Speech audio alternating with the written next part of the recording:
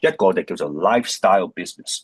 路嘅時間。咁個人嘅話，去翻你嘅文章入邊後半部分都提到，即係話你都會講到創業啦。咁你都提咗個幾重要嘅分別嘅。你就話好多人咧將擁有生意咧同埋同自己俾一個生意綁住咗自己咧，係分唔清楚。結果就搞到好多所謂嘅生意人咧，其實就每日無日無之咁樣咧，就喺度過活，即係喺度係咁狂做。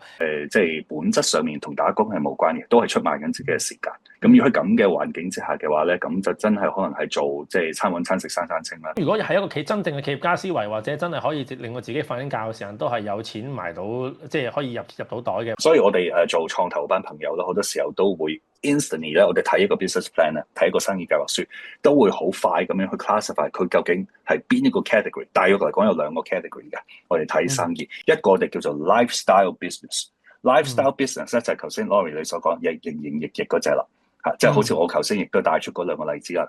光榮結業同埋啱啱開業嗰兩個朋友，其實佢哋咧都係抱住一個真係 lifestyle business 去 run 佢哋盤生意。但係如果你話從我哋真係 VC 嗰邊 venture capital 嗰邊嘅思考模式咧，我哋睇嘅一定要睇一個 truly scalable incubation grade 嘅一個 business。